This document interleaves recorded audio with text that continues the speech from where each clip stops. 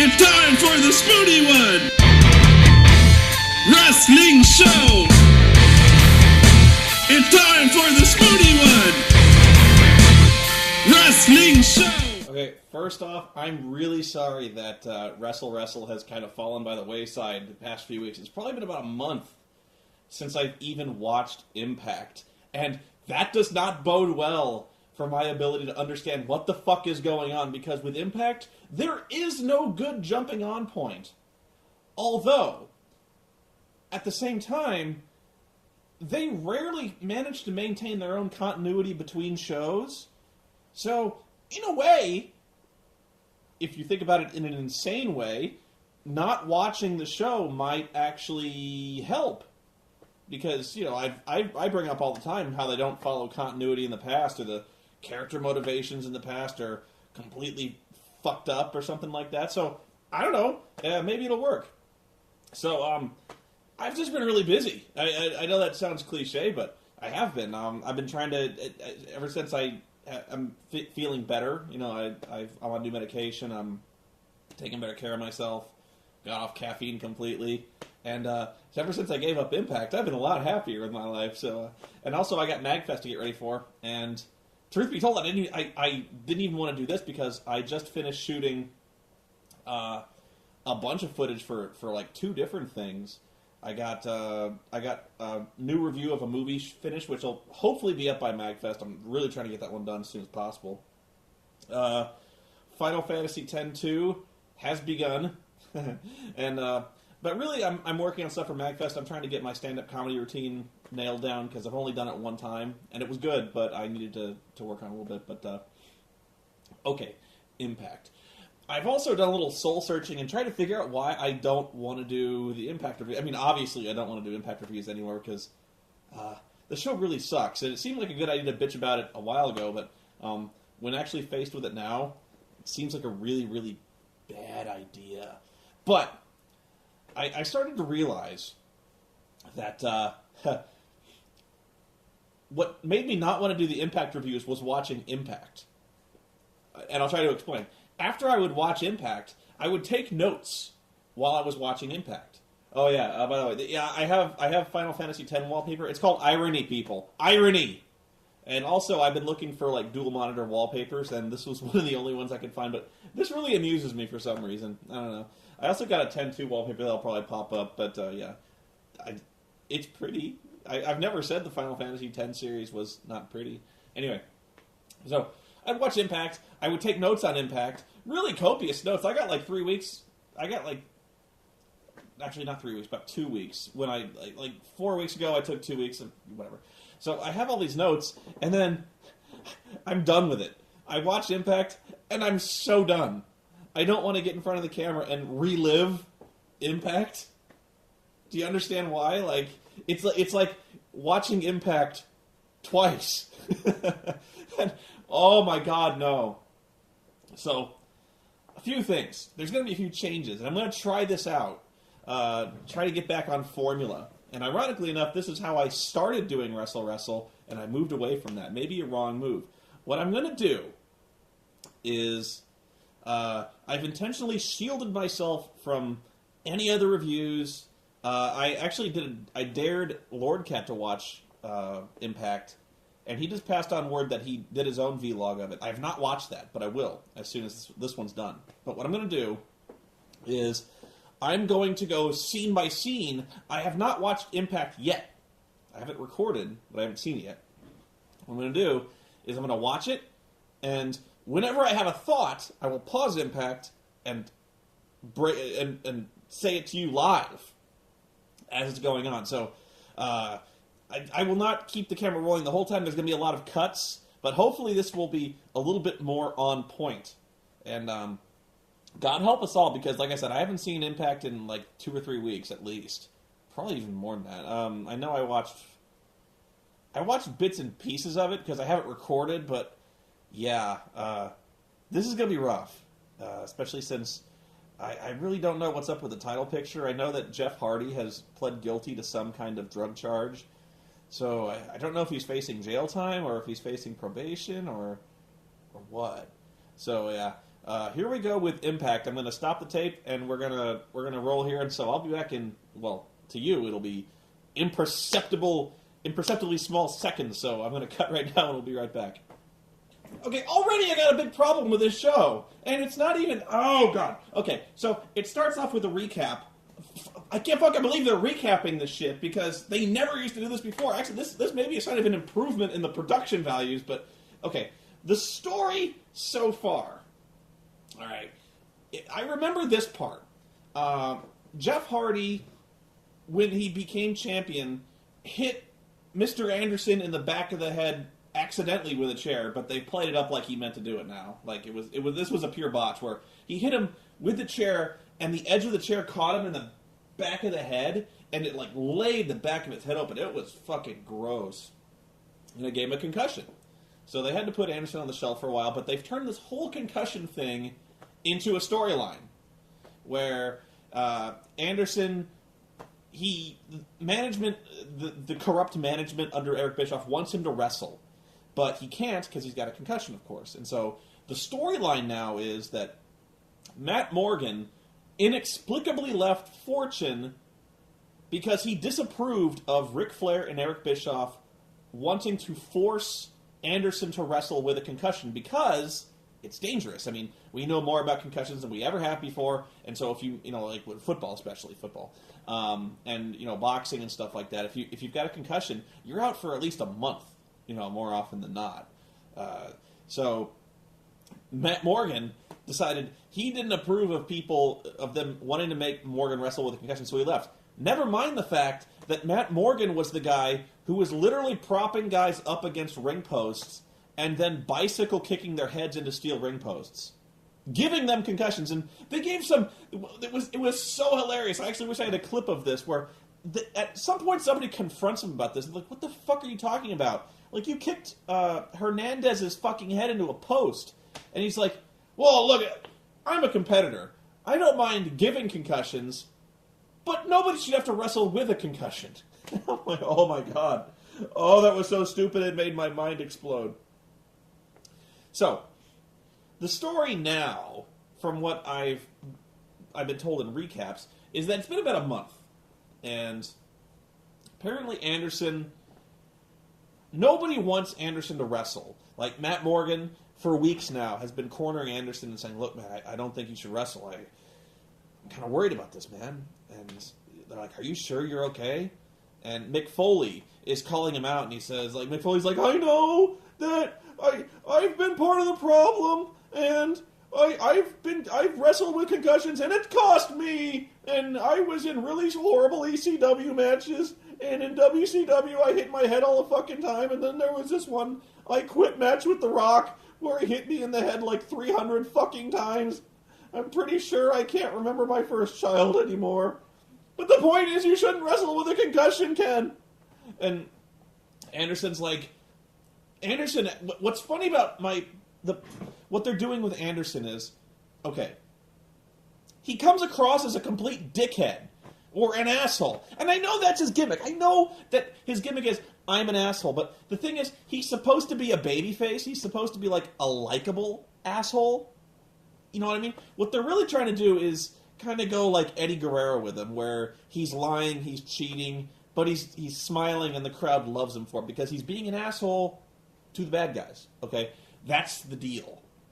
So one could admire this storyline. Actually, I got to backtrack a little bit.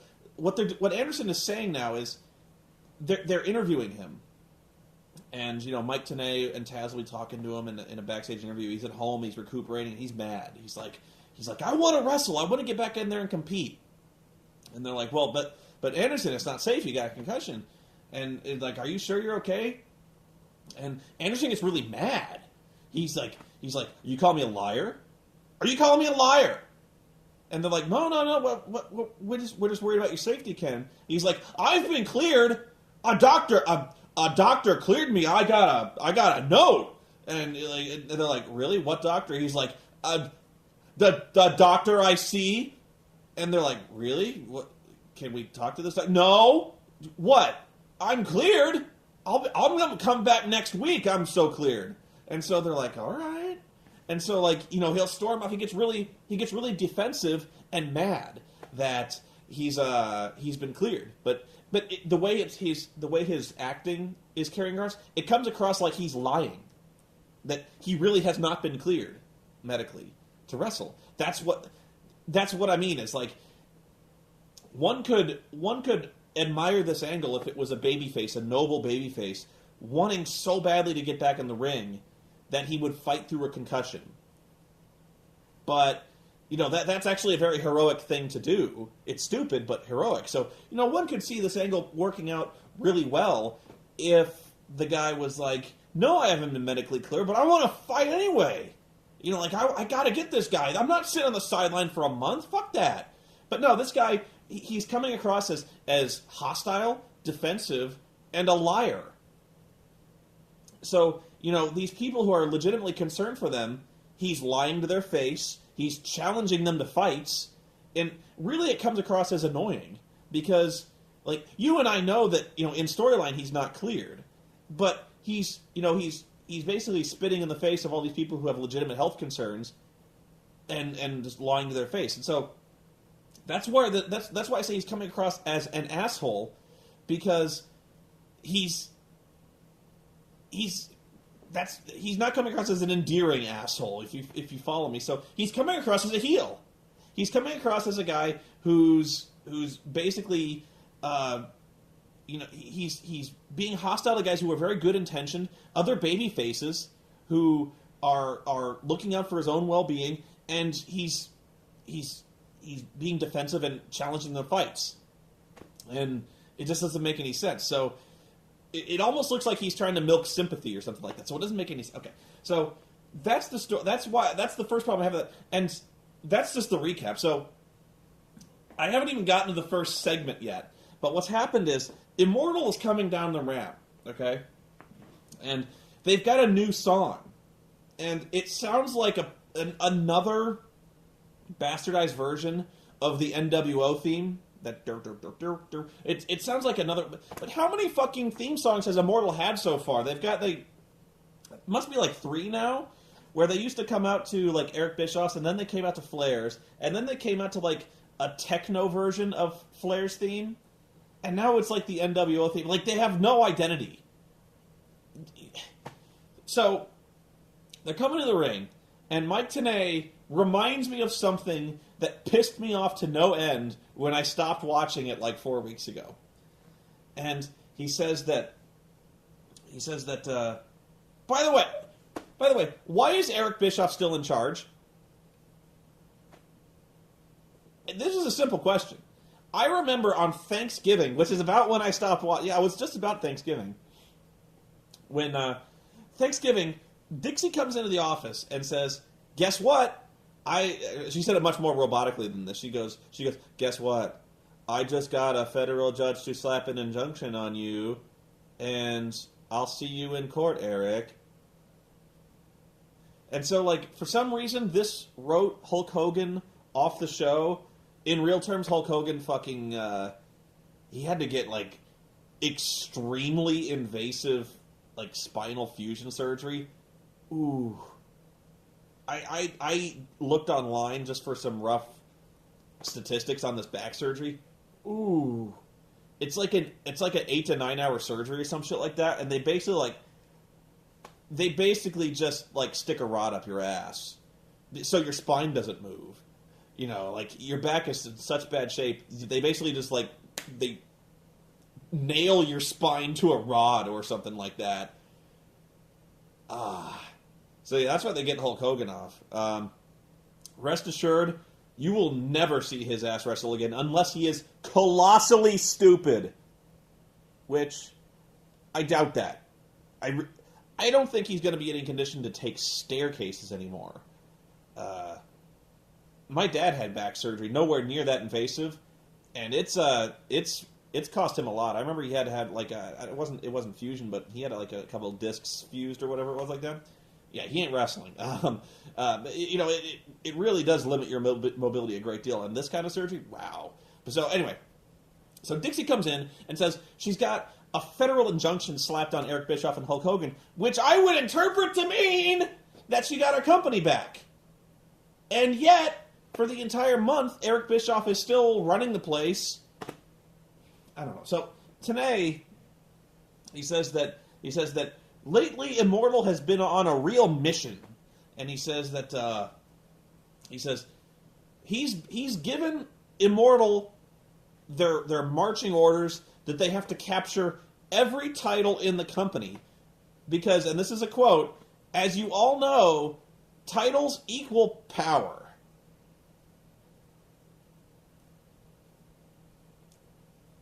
Okay. Eric Bischoff, this is so stupid it doesn't even make sense. Okay. He wants Immortal to capture all the titles because the titles equal power.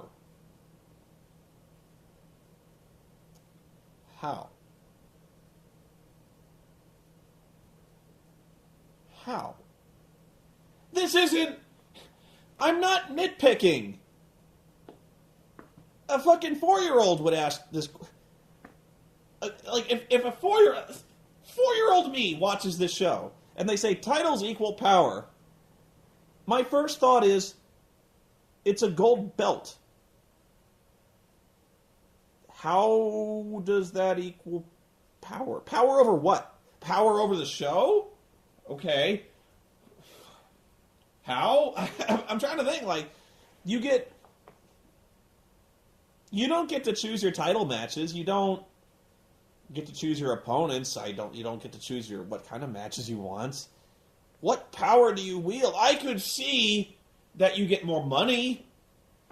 In fact, that's been a storyline a lot of times where a guy gets a belt and the sudden influx of money turns him into a pretty boy or a playboy or something like that, and he's running around in limos, and that was pretty much the Nature Boy's whole thing. Was he wanted the belt because it came with monies and airplanes and first class rides and things like that. But power, okay. So in storyline, I remember that Bischoff, he wants them to capture the belt because somehow this added power will help him in the court case. All right. It's bullshit, but let's roll with this. Dixie Carter drags Hulk Hogan and Eric Bischoff into court. And the Dixie lays out her case. She says that Eric Bischoff is he unfairly stole my company from me by lying and committing fraudulent acts and making me sign a contract I was not properly informed what the fine print of the contract would be.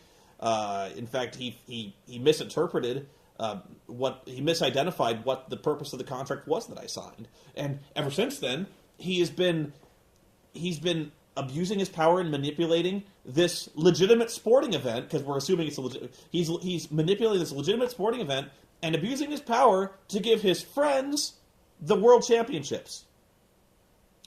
And that's Dixie's case, okay? So Eric Bischoff comes into the courtroom, flanked with Immortal, in theory. And he says, I am so not abusing my power. Just look at all these guys behind me with title belts.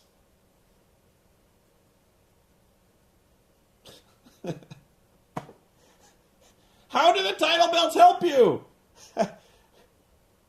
I know I keep bringing... I know I've brought this up before, the whole 4-year-old thing, but this is a litmus test. This is a...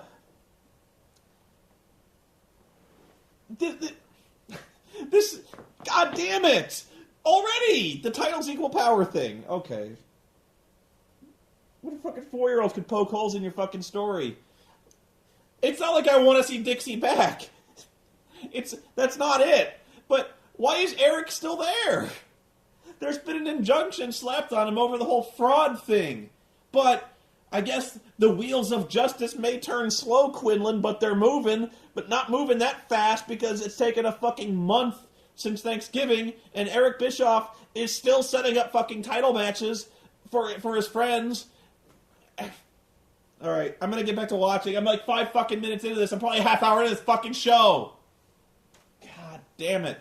Okay, so Bischoff says that he's put a bounty on all the titles because they're power. So he calls out all the champions that aren't in Immortal to the ring.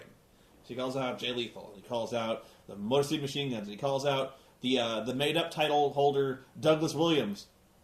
They all come out to the ring. And immediately my question is, well, it seems to me that 3 of the 4 major championships, and ironically enough, I note that they didn't bring out the Divas champion, or the Knockouts champion, because, well, I don't know, whatever, but does that title not have power? No, that's an honest question. Does the Knockouts title not have power? Is that beneath notice? Because I'm sure the Knockouts would be very interested to hear that their title doesn't matter in any way. It doesn't, but in storyline, I'm sure that's very charming. But the thought that I had when they all came down was, okay, Jay Lethal, the Machine Guns, and Doug Williams have come out, and they all have titles. So, by my reckoning, they have more power than Immortal. Right? So, and yet, Eric Bischoff is still throwing them in screwjob matches. He's still making these lopsided. You put Jay Lethal up against Abyss. You put the Machine Guns up against AJ and Kazarian, and Doug Williams against Rob Terry. But if they're the champions and they have all this power, can they refuse? I guess not, because even though they have all this power, they are essentially powerless, right? So, of course, these guys are reluctant to get in the ring with Immortal, and Eric, through gritted teeth, he says, I promise nothing is going to happen to you. You're going to be safe. You can come in the ring with us. You're going to be fine, because we can't do anything with a federal judge and lawyers watching us, can we? Because Dixie has a federal judge investigating them or something like that. So they can't go through their usual underhanded tactics, because if they do that, they're going to lose the court case. At least that's the reasoning. So Bischoff, he says, you have my word. Nothing's going to happen to you because the judge is watching. So they all get in the ring, and they announce the matches, and Bischoff says, okay, guys, I want you to shake hands. And immediately, Immortal jumps them, and they start fighting. So that shows you how much Bischoff's word means. As if Bischoff's word meant anything before, up to now. Honestly, with as much shit as Bischoff has done in the WWE, in WCW, with the whole stealing the company from Dixie, when Bischoff says, you have my word, because of course all the baby faces in TNA are dumb. Cripplingly dumb. But this even contradicts its own internal logic, because Bischoff says, like, I can't do anything heelish because, well, this'll harm my investigation with my court case. Immortal jumps them, and Bischoff, not even attempting to hide his amusement, is basically going, no, bad, you stop that now, bad Immortal, this is not what we discussed, I'll fine you, there will be fines. Oh, I abhor you. Stop that. No. And so, like, was that... Honestly, I want to know now, is he serious? You know, he promised the guys safe passage, essentially, because, you know, they're being watched. And so, when he breaks his word and Immortal jumps them, his reaction is to do a very Willy Wonka, no, stop, don't do it, come back, don't fight. If they're being investigated, if this is true, if this is honest to God true, and this happens, and a judge is watching, is the judge is so stupid as to think, well, he told him not to. Really? I know they're bad guys. I get that. Fine. But they're pissing on my head and telling me it's raining, you know? Like that. They're going to go into the court. Like, I would really love to see this court case now. If this was on court TV, I would love to see some segment where Bischoff is legitimately trying to explain this segment. It's like, well, I told him not to. You can see me trying to stop him. Oh, my God. What else? Oh, that was another moment that was really great. The faces are getting jumped, and all of a sudden, da-da-da-da-da, Rob Van Dam! So Rob comes out, he clears house, Immortal runs packing. He's like, I got a mystery opponent at Genesis, and I want to know who it is. And Bischoff goes, I'll tell you when I'm getting ready. And Rob is like, I'll find out tonight if I have to beat it out of you tonight. And Eric Bischoff grabs the mic, and he points at Abyss, and he goes, oh yeah? Well, this guy will fucking kill you! He's like, this guy's a meat grinder in your hamburger! He'll kill you! He'll kill you! And, again, I would love to see that little segment appear in front of the federal judge. He's like, I've been trying to exercise my power, amicably and with a sense of equity and very fairly. He'll fucking kill you! Oh god! And then Bully Ray challenged Devon to a parking lot fight. I don't know. Let's keep rolling. I'm never gonna get through this. Okay, so they just showed this clip of the stuff that Jeff Jarrett's been doing in the past, where he's become like this mixed martial artist gimmick now, where he taps people out and he wants to fight MMA fights now. So he's pulled people out of the audience, he's beating them up. He finally said, I'm going to do pros now, and Amazing Red, he challenges Amazing Red, and he cheats and beats Amazing Red, and the next week he brings Red out, and he's like, that was pretty fun. Do you have any brothers or sisters, or like, not sisters, but like cousins or something like that I could fight? And Red goes, yeah, I've got a baby brother, and so he's like, you know what, you got a baby brother? That's awesome. So I'm going to turn my back, and you know what, since he's younger than you, I'm going to let him have the first shot. So he turns around, and this enormous, jacked up motherfucker comes out. Hang on, I got to pause this. He just started talking. It took him like 4 minutes to get to the fucking ring. So he turns his back, and this enormous, jacked up motherfucker comes out, and he's Amazing Red's little brother. So the guy starts beating him up, and this is the recap. So he beats him up, and he's got Jeff beat, okay? He's got Jeff in the ankle lock, and Gunner and Murphy, blatantly in full view of the ref, as he's about to tap out, grab Jeff and pull him out of the ring. Hello? He put up $100,000. The whole point of this thing is that if anyone beats him, you give him $100,000. He just cheated in full view of the ref. He was about to tap out, and they pulled him out of the fucking ring. What the fuck do you have to do to get disqualified around here? My God! This isn't even like a minor thing. This isn't like some meaningless match where, something happens for the ref and he lets it go. No, this is like, there's real stakes in terms of storyline. There's real stakes here. $100,000. The whole point of this is, like, we can't have Jeff Jarrett lose, but he just got, like, the two fucking heel security guard tag team just saved him from the fuck. This does not happen in mixed martial arts. Anyone who watches mixed martial arts is horrified by this shit. I'm fucking horrified by this shit. How do you get DQ'd? Damn it. Okay, so apparently because of this now, he says that Jeff Jarrett has instituted tweaks. Nobody can be taller than him in the Double J Double MA challenge, and the matches are no longer like official matches; they're exhibitions because he doesn't want anyone to get hurt. And so, of course, everyone knows he's full of shit because, a lot of reasons, but namely which everyone and their sister knows already that this is the excuse for Kurt Angle to come back. But he goes, I don't. These are exhibitions, so nobody gets hurt. So he starts cruising around, and he's like, who can I find that's shorter than me to do these matches? So he sees some guy from Twilight I have no memory of, Boo Boo Stewart. Boo Boo Stewart? Was he one? He must have been one of the shirtless werewolves because he looked kind of Native American in that. I don't know. Apparently, he's some like junior black belt Hall of Famer. I didn't even know that existed. All right, so he's like, I'd fight you totally, but I see your dad is really tall, and so you're disqualified because one day you will be taller than me. He's a heel, whatever. So he points out a plant in the audience, and he brings this guy down, and his name is like James Cruz, I think it was.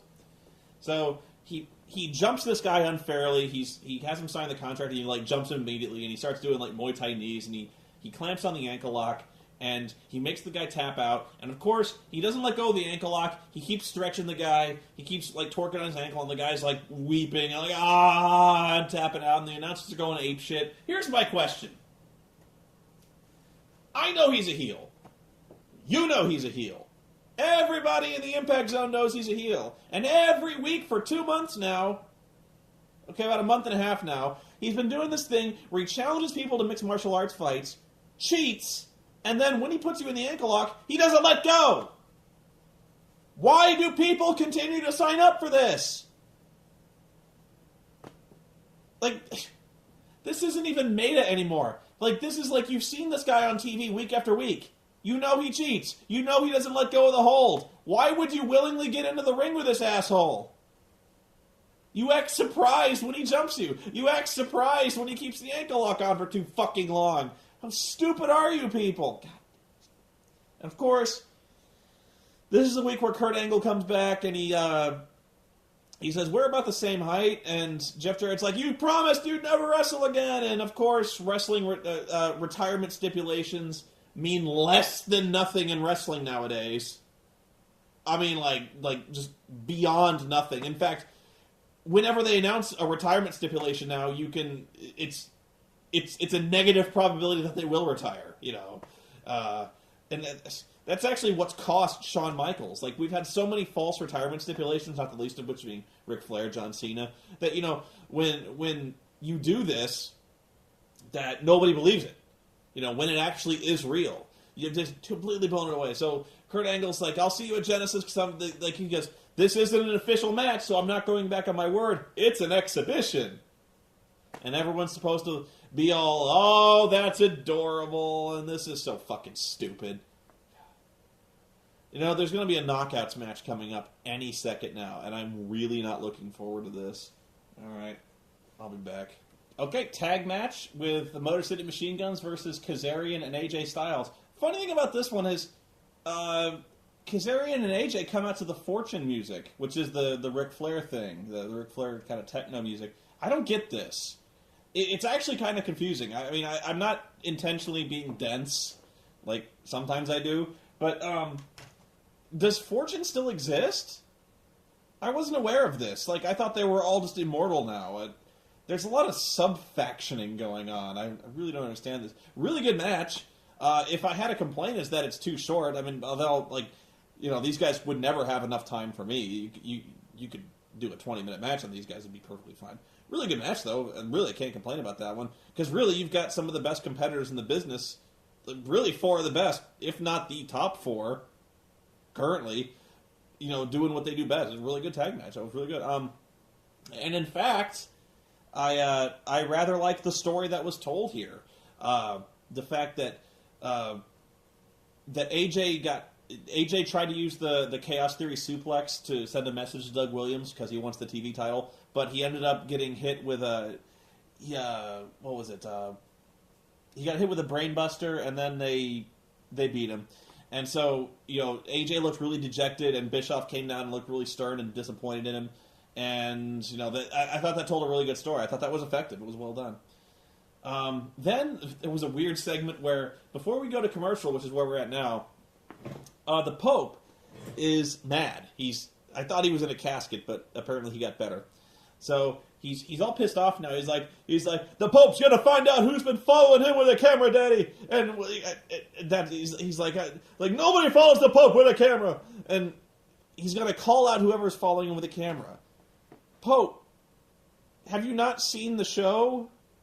That's like half the show. Is they have a match, and then they go backstage to where there's some guy hiding, like behind chairs and shit. Like there's like gonna be a stack of tables, and there's some asshole hiding behind the tables, and like zooming in and out at really awkward frequencies, and like for some reason panning away from the talking people's faces, and then zooming in on their left thigh, and then going back up to their faces. Like, they do this guerrilla-style filmmaking thing where somebody's being followed around with a camera. That's half the show! Everyone gets followed with a camera, Pope! We're going to do that next, I guess. Oh, God. Okay, I'm going to start off with the good thing, because they followed up on the Bischoff and AJ Styles thing. Bischoff drags AJ into the office, and Flair's there, and Bischoff is like, I'm a reasonable guy, but this heat is driving me absolutely crazy. So he's like, I'm trying to maintain my composure here, AJ, but you keep fucking it up. So like AJ's like, Bischoff goes on this rant, and actually, believe it or not, I was impressed with the fact how easily they actually conveyed a great deal of information to me about this bullshit story, but they did it without sounding like it was exposition, if that makes sense, where he goes, okay, look, I gave you a simple task. We got 72 hours before Genesis, and these 72 hours are vital because we got to get done what we got to get done, and all you had to do was soften up the tag team champions because we got to get the belts, okay? You fucked it up! So I was actually kind of impressed with that. The fact that they established the timeline, they established what they had to do. Like, okay, you've got kind of 2 out of the 3 here. You've got a timeline and you've got a goal, which is more than I can say for the most part of any other TNA storyline. Like, most of them I don't even know. Like, I know what they want to do, I know why they want to do it, and I know when they got to do it by. Okay, 3 out of the 4, whatever. But now, I concede that I don't know why Genesis is the hard cutoff point. It doesn't really matter, but it is. I don't know why. I don't know why, pardon me, the federal judge has chosen 72 hours from now as the cutoff point to get these titles. I don't know why the titles matter, but, you know, like I said, this segment kind of impressed me. In terms of Impact standards, they accomplished a mission there. And actually, they kind of managed to develop character here. There were 3 characters in this segment, and they all had unique, distinct personalities, and I feel like after watching this one, I learned more about all of them. Like, Eric Bischoff only cares about saving his own job, and he's desperate. Like, I got that. AJ Styles, they're turning babyface because he's getting increasingly frustrated with the unreasonable demands that they're putting on him. The fact that he feels like he's being replaced, because he is, because earlier in the show, Eric described Jay Lethal as being phenomenal, and that AJ was like, "What the fuck? I'm phenomenal. That's what I do." And so like AJ feels like he's being replaced. He feels like he's being overlooked and forgotten about. And so he's like, you know, this was not an easy job, dude. Like, these were the tag team champions. You just want me to go out there and just go beat the tag team champions like it's nothing. Like, you say it and it shall be done. You know, you put me up there with fucking Kaz, and you want me to beat these guys, and Eric Bischoff's like, yeah, I want you to fucking beat them. You're the best. And Ric Flair, ironically enough, was very sedate. He was trying to calm things down. He was playing peacemaker because he actually really likes AJ. You know, AJ was Ric Flair's protege for a long time. You know, he was trying to breed him into being the next Nature Boy. And so he's like, he was trying to calm him down and trying to like encourage him and reinforce his belief. He's like, AJ, I know you're the best. You're the phenomenal one, man. You're the face of this company. And AJ's really frustrated. I was like, there were actually 3 distinct personalities at work here. I liked this segment. It was really good. So never let it be said I couldn't give you props when it was well done. Now, the storyline as a whole, I'm sorry, the TV, there's a trailer for The Exorcist they're showing on Spike TV, and I froze the commercial exactly when Linda Blair turns her head completely around, and she's like, but yeah. Okay, so the next segment was the one that pissed me off, and I can't believe they're doing this. Okay, so Pope comes out, and Pope's he's righteously indignant. He's all, somebody done followed Pope around with a camera, daddy! I want to know who it is! And so Samoa Joe comes out, and Samoa Joe's like, he's like, you know what I really hate is people who come out here and claim to be people that someone they're not. And you're not who you're supposed to be, you're full of crap. And he goes, Pope's like, what are you talking about, daddy? A Pope is the Pope, and the Pope is the Pope of the congregation, the Pope, daddy. And Joe's like, oh yeah? Yeah? Well, I've been seeing what you've been doing. He's like, you've been coming out here and you've been asking for donations, and what have you been doing with those donations? You said you were for charity. He's like, you've been going to strip clubs. That's why I showed you I showed the Pope in a strip club. And Pope's like, and immediately Pope is like, oh shit, I'm totally happy. But now he's going full heel now which for no reason heel turn, but you know, people turn heel and face every other week in this fucking company. So like, he's a heel now. He just is. He's a heel. Oh, well, I had to backtrack a little bit. Pope comes out, and I don't know if this is because the Impact audience doesn't even give a shit, or if the heel turn is working better than they ever could have imagined, because Pope comes out and he goes, who dares follow the Pope around with a camera, daddy? Pope Pope is the man of the people, and the congregation's always behind the Pope. And he goes, isn't that right, people? And you can distinctly hear 3 people go, yay. he's like, I fight for the people, and these people are my congregation, Daddy. And again, you hear 3 people go, yay. Like, I can pick out, if I actually slow motioned it, I can point out the 3 people that are like, yay, Pope. It was such a weak reaction. I couldn't believe it. So, Joe comes out, he's like, you've been going to strip clubs, and Pope's like, actually a really good acting job by Pope here. You can see him searching for a rationale. He's like, the Pope was going there to tell those ladies that they don't have to do this. They don't have to go and shake their asses for dollars. They do better. And Pope's like, and Joe's like, yeah, really, okay. Well, I also saw this video where you've been getting dogs from the pound, but I went and checked out all the places. You said you've been giving these dogs to orphanages because the kids need pets for Christmas, and he's like, but you know what I found out? He says, I went to all these orphanages. I can see Samoa Joe going to orphanages, by the way, and asking them if they got dogs delivered. You could really see Joe doing this. He says, you know what? None of these orphanages got their dogs.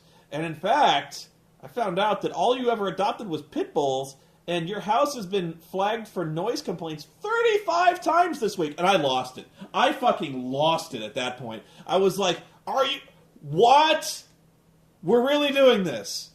We're really turning the Pope into Michael Vick with the pit bulls and the noise complaints at his house. We're really going here. Oh, man. I want you to let that sink in for a second. It's not like, it would have been enough that we were like, oh, Pope's just blowing the money at a strip club. No. He's Michael Vick. He's involved in illegal dog fighting. And Pope's like, those pit bulls are the best companions a child could ever have, Daddy. How dare you accuse the Pope of dog fighting, Daddy? And I'm just, the headaches, they return. Oh, God. The Pope is Michael Vick. The show is barely half over. Okay, so Knockouts tag match. Madison Rayne and Sarita versus Mickie James and Velvet Sky. Actually, I'm hard on the women a lot. Especially in TNA. Because, for the most part, they're not wrestlers. And it's very clear that they're not wrestlers. Because we never see them actually competing. We see them always getting made up. So, really, the few legitimate wrestlers that they have, they've pretty much drummed out of the business. Like Hamada, So you've got really Sarita, who's not that good, and you got Mickie James, who they really don't showcase all that much, and Tara, I guess, and that's about it. And Tara's hurt. So, but, like I said, I'm pretty hard on them, but this match actually, the first 2 minutes of this match actually started out very tight and very good. I liked it. And then it really started going downhill. It was because they kept Velvet Sky in the ring. Velvet was the one who was playing babyface in peril, who was always getting pounded on, and Mickie James spent most of the match on the apron trying to get in. And Velvet Sky, frankly, stinks, and so does Madison, really. And so you got one bad wrestler who's in the ring the entire match, and then you've got the half decent wrestler and the bad wrestler keep tagging in and out. It really wasn't that good. The worst spot of this match was Velvet completely blew a snapmare takedown. They had her going for the snapmare, and she kind of tried to pull it off, and she, instead of doing the snapmare, she just kind of dropped to her knees and fell over. And it looked like me trying to take a snapmare takedown. If you'd seen somebody who'd never ever taken a snapmare in their life try to take the first one, that's about how it looked like. It was like, oh, yeah, botchamania coming your way. And the finish of this match happened so quickly, I don't even know what happened. I actually had to go back and watch it again to find out what happened. And even then, the cameraman was basically out of position for the finish of this match, where the good guys were going to win, and then all of a sudden Tara comes around the side, and hits Velvet with her loaded elbow brace because she's got a torn ligament in her arm, and now they're doing the gimmick they always do where they've got a gigantic fucking cybernetic elbow brace on, and she cranks her over the head with it. But the camera was completely out of position, and this whole thing took place in the span of like a quarter of a second.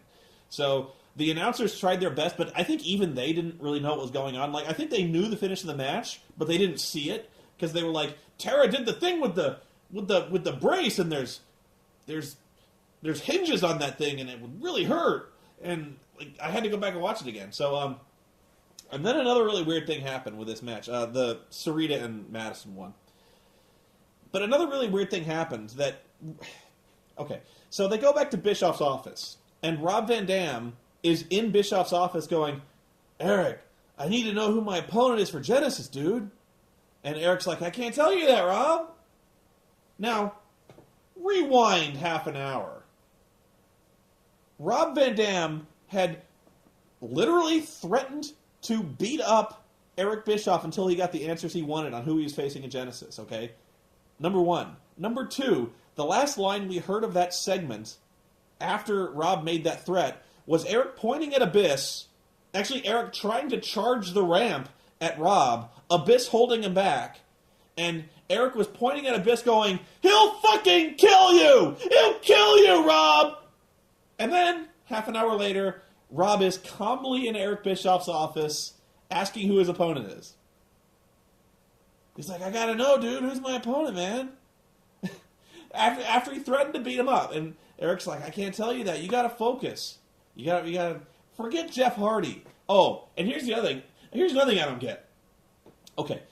I don't believe there's a title match at Genesis. I don't think Jeff Hardy is defending the title. I think the main event of that one is, it's Mr. Anderson against, Matt Morgan for the number one contendership to the title. And in a recap segment, I see this. I see Jeff Hardy gets on the screen, and he says, he's talking to Rob Van Dam, and he goes, Rob, he's like, I know you never had your title match again after you gave up the title, or after you were stripped the title due to injury, but if you face a mystery opponent at Genesis and you win, you get me for the title. Now, we've got a number one contenders match, Matt Morgan and Anderson, and apparently we've got another number one contenders match with Rob Van Dam and whoever the fuck he's facing. You can't do that!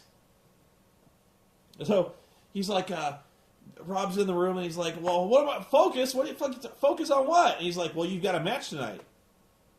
And Rob's like, against who? And Eric goes, actually, I haven't decided that yet, but you need to focus. You need to focus on, not on Jeff Hardy, but on your match against someone I don't know who it is yet. Yet another really good segment. This is almost shaping up to be one of the better impacts, even though it pisses me off. The whole setup is... This was a good segment. This was Douglas Williams against Rob Terry. And, again, the story here is that Rob Terry has to soften up Doug Williams for AJ for the title match because they have to win the titles. Okay, so, like, again, logical. I buy it. Okay, fine. So, this match ends almost immediately, which, again, is nothing but a good thing considering that Rob Terry sucks.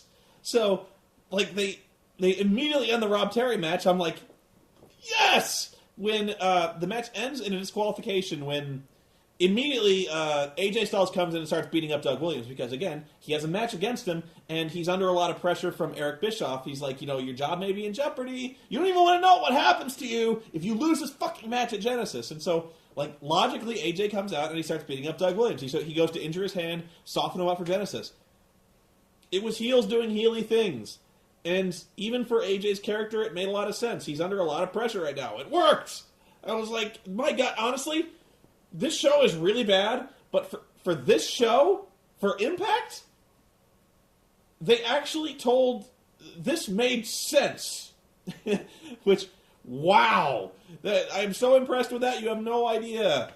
It'll probably get worse, I have no doubt. Actually, after the Michael Vick thing, yeah. I don't know. Before I start heaping too much praise on this one. We'll keep rolling. Okay, so this is finally the segment where Devon confronts Bubba Ray in the parking lot. And of course, this doesn't happen really because Bubba comes out with like 8 security guards, and as soon as Devon makes a move, all the security guards kind of surround him and try to separate him. And so the whole time Devon's trying to get to him, and Bubba's like berating him and hiding behind the security and all that. And eventually, like, Devon's like, I can't get to this guy, and so he starts to walk away, and that's when Bubba jumps him and kicks him in the balls, and it's just like, I can kill you right now, but there's like, don't show up to Genesis, don't show up, go back to your kids, and walks up. Good segment. This is really good. I don't know what else to say about that. It was a bad guy acting like a bad guy and making you want to see them get together at Genesis. It worked out really well. Good segment.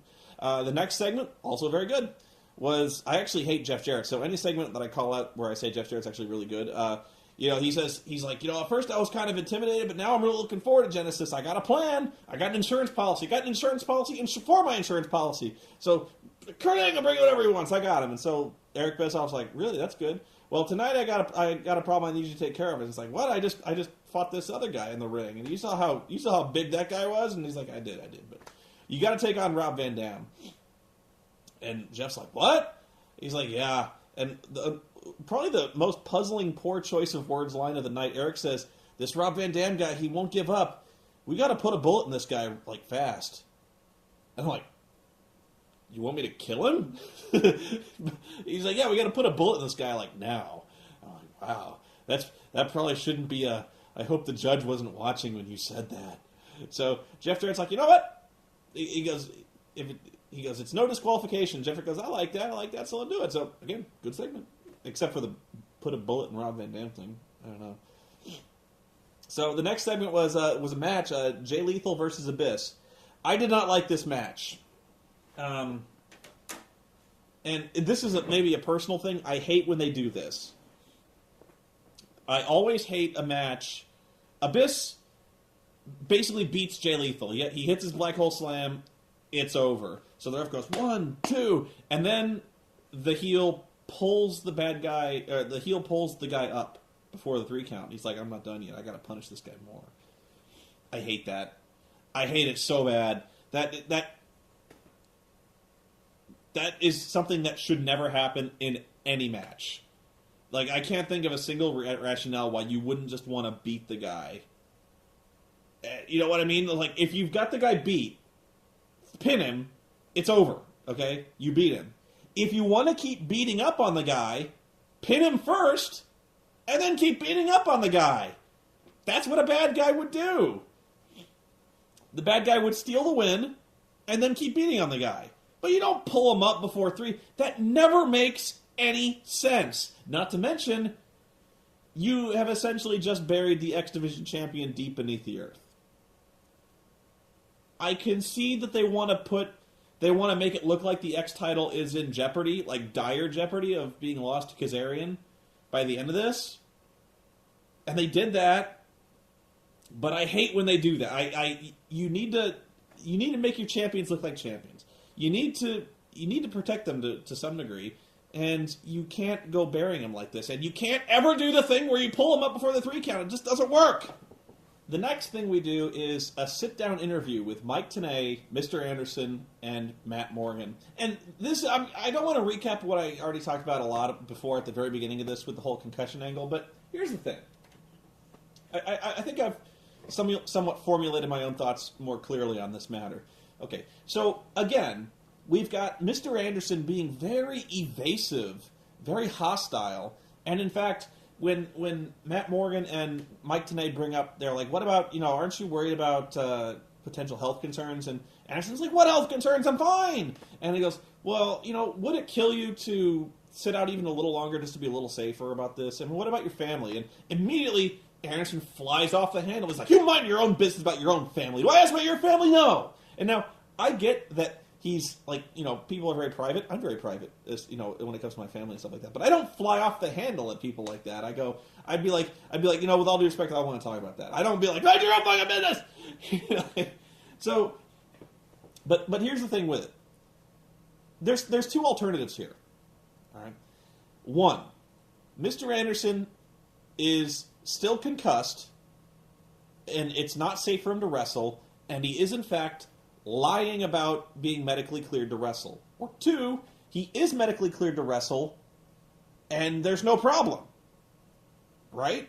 That's the only two options. So, if he's cleared, fine. Fine. There's nothing to talk about at that point. Mick Foley comes in the ring, he calls Anderson out, and he's like, I don't think you're really okay, Ken. I hear you got a concussion, and you're telling people you're fine, but I don't think you're fine, Ken. And if Mr. Anderson says, I've been cleared, okay. If a doctor, fine. I don't see that's it. That's end of line. Wrestle. By all means, wrestle. And so, or the alternative, he's not fine. He is not medically cleared to wrestle, which should be easily provable by company doctors. If this is a legitimate sport, if there's an athletic commission, TNA should have doctors on staff who can easily determine whether or not Ken Anderson is medically cleared to wrestle because of his concussion. This isn't difficult. So, if he's cleared, all he has to do is produce the doctor. Fine. If not, he can't. If he cannot produce a doctor, then he's not medically cleared. Is he? This isn't an issue of deception. This isn't something where, Ken Anderson might be lying to maintain a psychological advantage. He's cleared or he's not. You follow me?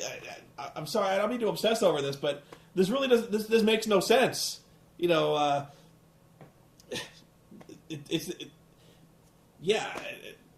I'm sorry. This really infuriates me, especially when this whole thing has been going on since Thanksgiving. Really, every segment there's been a 15-minute segment going in and out of this thing where someone confronts Ken. And they're like, I'm afraid you're not really, I'm afraid you're not well. And Ken goes, I'm fine.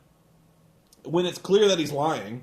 But, you've got all these, every week we have a segment like this, apparently. So, yeah, right now the last match of the evening is going on behind me, or behind the camera. Jeff Jarrett is facing Rob Van Dam, and Jeff Jarrett has this entourage, this mixed martial arts entourage, and so when it introduces him, he goes, Jeff Jarrett, MMA expert. So I'm going to watch this match and probably be the last recap of the show, and I'll get back with my closing thoughts. So last match, Jeff Jarrett and Rob Van Dam in a no disqualification match. This show felt like it was about 3 hours long, which it probably... Yeah, I've been heaping a lot of praise on this show because actually for an Impact show, this did make a lot more sense. At least when I was watching the show and people started coming out and doing things, I was able to reason out why it was happening. Now, I mean, the causes and the reasons for those things, why do they need the titles, where they win the thing, I don't know. Especially because Mike Tenay, again, during this match, this match and the last one, he says, if they don't get those titles, there's going to be serious consequences. Meaning, like TNA, like Eric Bischoff, if they don't get those titles, heads will roll. And I'm like, I'm not going to keep going on about this, but this was not a very good match, and really, they just didn't click. You know how two wrestlers they get in the ring and they just didn't click very well. It just wasn't very good. And I think this may be a little bit of bias, but I really think that Jeff Jarrett is kind of washed up as far as wrestling goes. He really can't hang with the younger guys, and he really can't hang with somebody who wrestles RVD style. He kind of wrestles an old school style, you know what I mean? It's just he's in good shape. I can't fault him on that, but the dude's kind of ancient in terms of pro wrestling, and I guess that's Immortal's MO. But the finish comes when basically everybody and their sister interferes, because again, it's no DQ, and for some reason RVD still trusts the heels to fight honorably. I don't quite know. But, Jeff has this martial arts entourage that comes out, and they all try to run in. But it becomes too much for him when Gunner and Murphy, the heel security team, start to hold him down, and all hell starts to break loose. And I'm sure the federal judge, if he's watching, would be very interested to see the fact that Immortal is currently using TNA company security to interfere in title matches and interfere in the operation of this sporting event. But, yeah, whatever, what do I know? So, basically what happens is Jeff Hardy, oh, hi, Jeff. Thanks for showing up to your show. You're only the world champion and shit. Jeff Hardy finally comes in and does the twist of fate, and, Jeff Jarrett wins. And so Matt Morgan comes down to make the save. He starts to clear house, but Jeff's about to hit him with a chair. Mr. Anderson runs down, grabs the chair, and they do the same thing they always do. This is another storyline I kind of hate. I really hate, actually, where... Okay, there's a good guy back here, there's a bad guy in the middle, and there's a good guy with a chair. Good guy swings the chair at the bad guy, but the bad guy moves, and the good guy hits the other good guy in the back with the chair. Right? And so everyone raises the question, they're like, oh, the bad guy moved, but did he mean to hit him? Like, did he mean to hit Matt Morgan with a chair? And they go, and one of the announcers goes, I don't think so. He was swinging at Jeff Jarrett. And of course, Mike Tenay goes, I don't know. I think he meant to do it. I hate that. It really is one of the most overused kind of triple threat storylines that they do whenever there's like two good guys and one bad guy, and the good guys don't really trust each other, and the good guy accidentally hits the other good guy with a chair, and they're like, did he mean to do it? And usually, of course not. He didn't mean to do it. But honestly, if you were going to do this angle, Anderson is probably the best guy to do it with, because the way he's acting is really, really, really heelish. But I've seen this angle play out so many times, it's just dull. The other thing I noted that Jeff Hardy barely on this show, which is weird. Especially, well, I guess it makes a little bit of sense considering there's no title match at Genesis. Really, I mean, there really should be a world title match on every pay-per-view. That's kind of why you have them there. And if you don't, like, why were you so keen to get the belt off of Rob Van Dam in the first place? Like, that's like, as soon as Rob got hurt, they're like, oh, he can't defend at the pay-per-view. We better get the title off him. So of course they spend 2 months with the tournament to put the belt on somebody else. And now Jeff, the pay-per-view's coming up. He doesn't have to defend his title there anyway. So, by the way, Jeff Hardy looks, I don't know if it's like a really, really bad, overdone spray tan or the makeup he puts on, but Jeff Hardy looks fucking filthy. Like, he really looks like he climbed out of a dumpster. You know what I mean? He looks like he just took this, like a dirty diaper and just like smeared it on his face, and that's really, I don't even know. So that's Impact. I gotta watch Lord Cat's review of Impact. I'm actually kind of interested to see how someone who has never seen a single episode of Impact before reacts to the shit that either I go nuts about, and how he reacts to the shit that I have kind of accepted. The stuff where I'm willing to let. Honestly, it's kind of interesting to see how I've changed as a viewer. I think you've seen it where I let shit slide that I never would have let slide before. I'm actually kind of praising the show on a lot of scores for making slightly more sense than normal. So honestly, this was a good start to the year for Impact. I hate to say, there was a lot that pissed me off, but it was actually logically structured in terms of everyone's motivations were relatively clear. I disagree with the implementation of the angle a lot of times, especially the Pope shit. God damn. But honestly, I gotta tack on almost like a full star to the rating for having no Orlando Jordan, no Eric Young, and no fucking Shark Boy. I mean, really, the fact that they're leaving some of the more annoying stuff off is a huge positive anymore. But anyway, I'm going to go. This show has probably gone on for a long time, so going to get this started. I got a lot to do, so I'm going to get back to it. So thanks for watching. Bye.